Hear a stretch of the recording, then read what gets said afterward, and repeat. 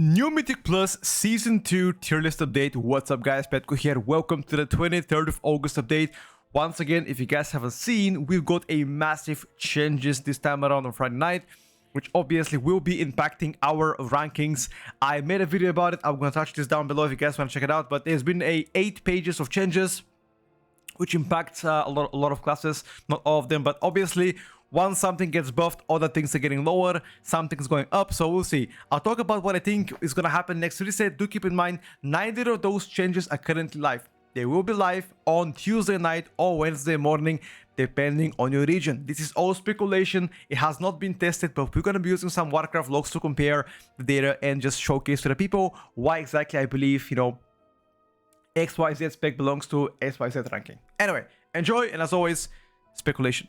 Alright, starting with the bottom of the bottom, we have a TBD, C, B tier, and Dark Horse. Let's speak about them. First of all, TBD. TBD, Frost Decay had been moved to be discussed because they did get a pretty substantial buff by 6% on AoE and 7% on single target.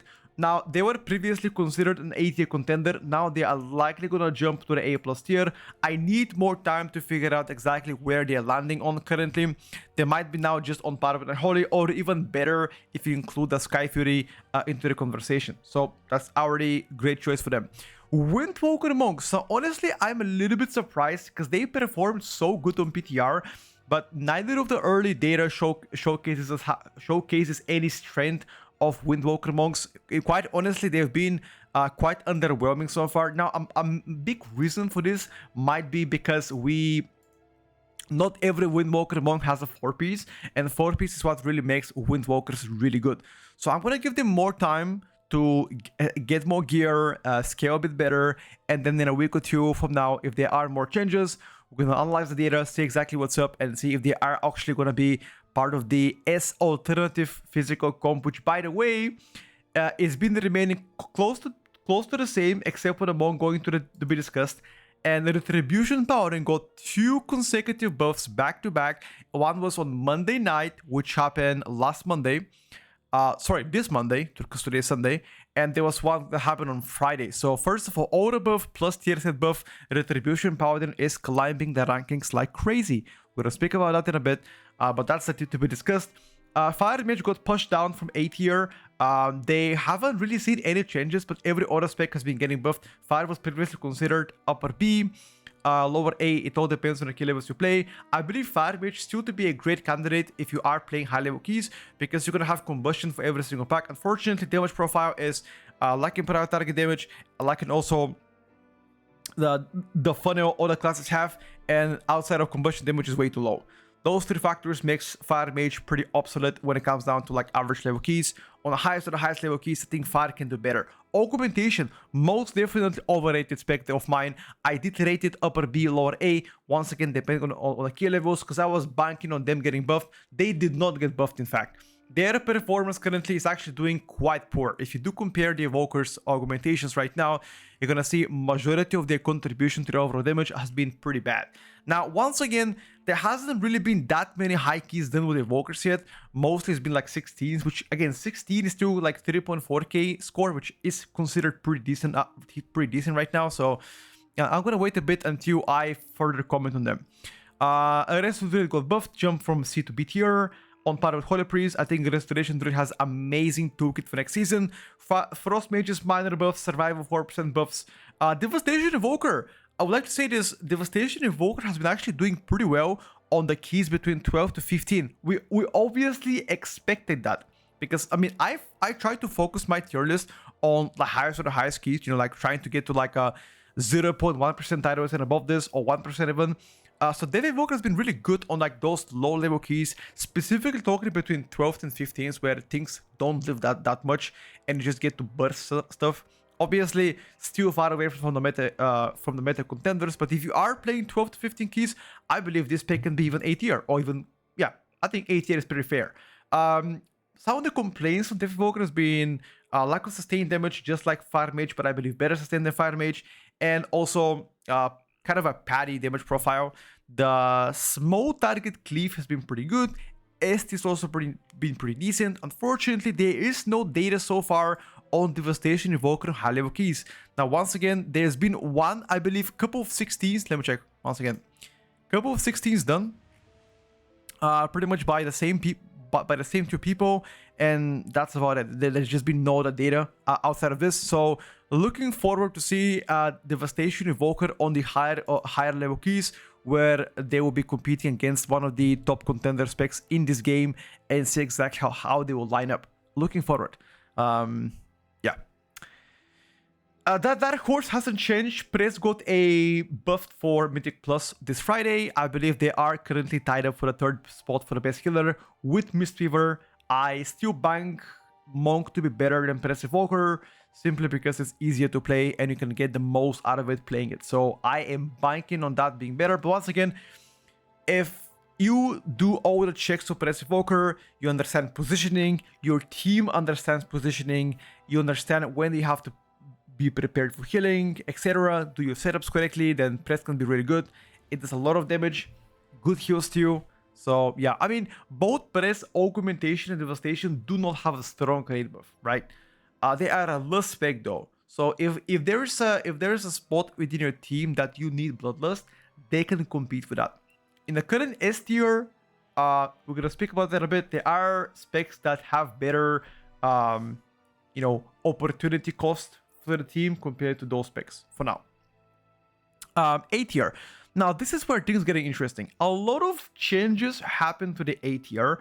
First and foremost, Affliction got a massive buff, which, by the way, we still don't know exactly how much they got buffed.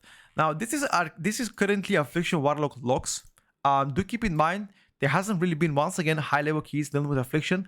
Most people are playing Demonology, but they've been doing pretty solid AoE damage. Honestly, the single target was the biggest complaint for them. They did receive AoE buffs and also single target buffs, which I believe that will likely they're gonna jump tier from B to A tier, which will make them pretty decent choice, I would say, but worse than Demo and Destro. BM Hunter substantial buffs, I believe roughly 10% more AoE damage, which I believe is exactly what they needed to be ahead of the curve and fuel the last spot on physical meta, because you never know who you're gonna play with. Warrior is already locked in, Rogue is very strong, last spot could be Retribution Paladin, it could be Beast Mastery Hunter, it could be Enhance as well, you know, it could be pretty much a lot of specs right now, including Windwalker Monk. It all depends on the tank you're playing with. So that's pretty much A tier. Devour has been demoted from A plus to A tier. I think they have really good single target. Not I think, sorry. I don't think. I know.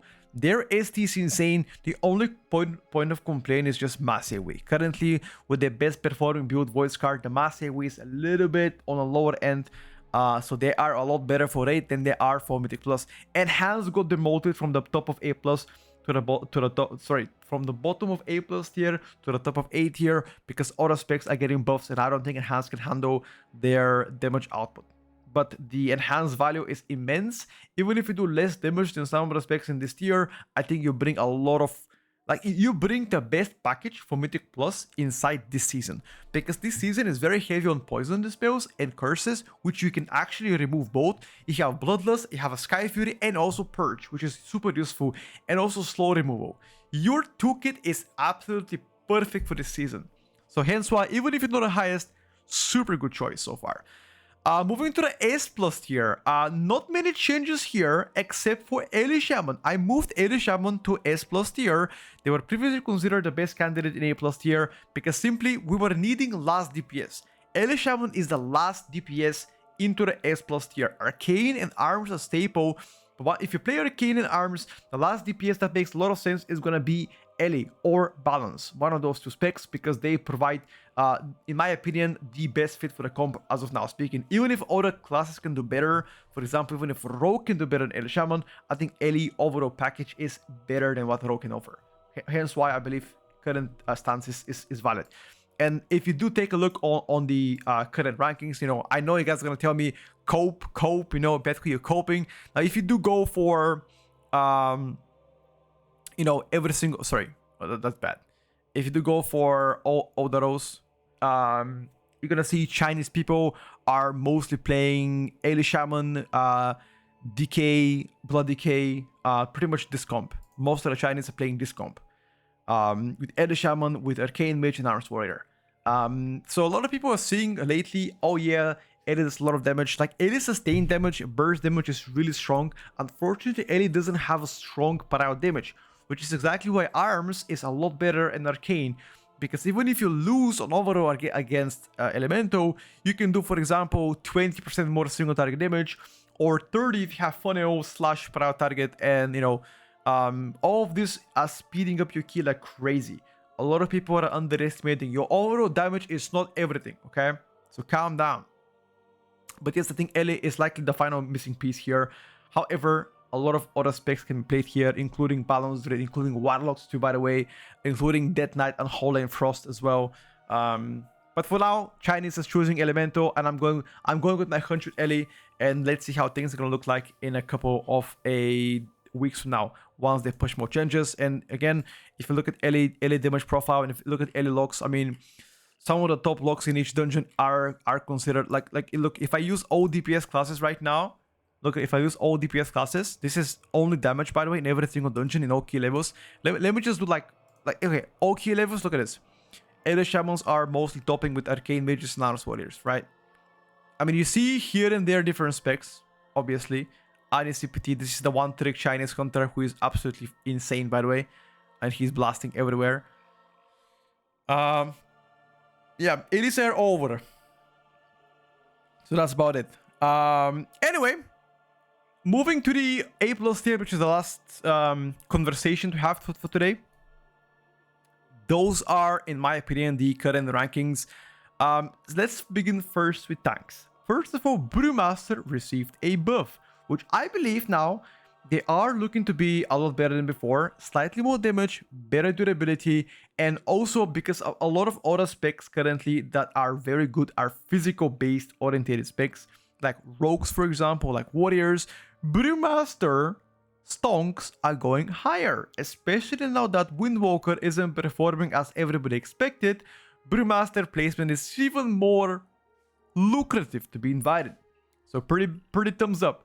Even though I believe you might be worse than Prot Warrior in some cases, or even VDH. You just fit comps better, in my opinion.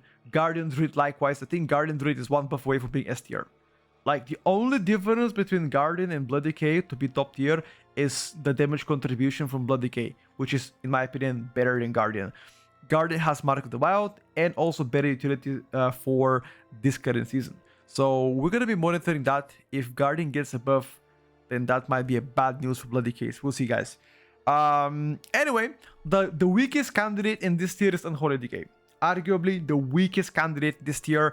Unholy, I would say, even belongs to A tier damage-wise. Unfortunately for all of you, Death Knight has not been nerfed yet when it comes down to durability, and they are still by far the tankiest DPS pick in a game, which oftentimes it doesn't matter how much damage you do. If you cannot leave the house with the highest keys, you will not be invited, okay? Hence why I'm still a believer of Unholy Decays.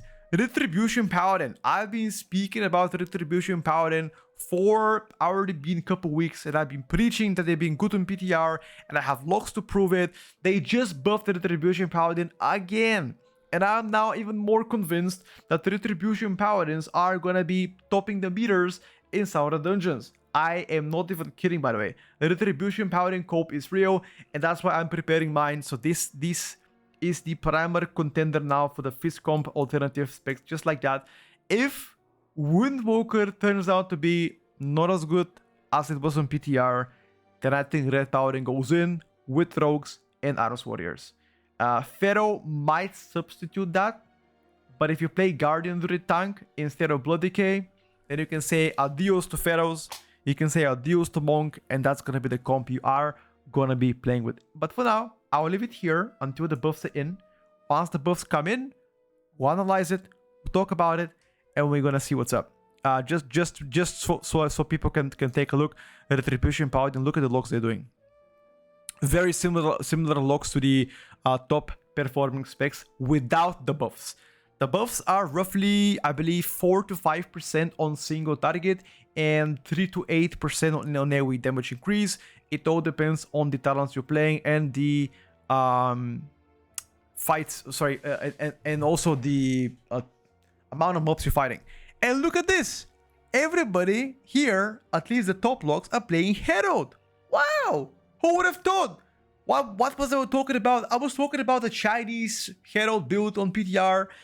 And people are like, ah, bro, you fucking coping. I even spoke to Now and told him about this, and he now was like, nah, bro, and that's just dog shit. And now look at that. Everybody is playing Herald. Everybody is doing big damn. And yeah, even look. This is some of our European blasters. Look at this guy, Curva, with a Herald. Who else? I think I saw somebody else here from Europe, right? Or Curva might be the only one here that's blasting. I think I saw Zeo, who is another European blaster. Anyway, matter of fact is, Red Paladin stonks are big, and if I were you, I would invest in Retribution Paladin like it's Ethereum 2020. Send that shit to the moon, boys. We're buying Retribution Paladin. I'm buying the stonks today. Anyway, Warlocks. Warlocks, especially Demon OG, got uber buffed. They got buffed last week. They got buffed this week. Demo stonks are going through the roof. Damage, parabolical. Unfortunately, Demo and Destro and Affli do not have a raid buff. You do not have anything that gives more damage to your party. No health stones, no gate, whatever. It doesn't matter as much. So in order for you to be invited, you have to do the highest damage. I'm talking about, like, you know, the best comp in the world. You are going to be a very solid contender. You might even do more damage than all of these specs here combined. I'm not combined, but, like, you know, individually. Matter of fact is, Demo doesn't benefit from funnel. At least to my knowledge. If I'm wrong, let me know. Demo has good prio. Single target, a little bit sussy. I played with a lot of Demo logs. I don't know, boys. I mean, the AoE is insane. ST is like, maybe after the buffs will be better. But the buffs are substantial, honestly. So that's it. That's everything so far for the update. I really hope you guys appreciate those in, like, the content. Let me know if there's something you guys disagree with. Any feedback, obviously welcome. If I was wrong about something, call me out. I'm happy to discuss. If I was right about something, call me out. And that's all. Thank you for watching. I'll see you guys on tomorrow's stream.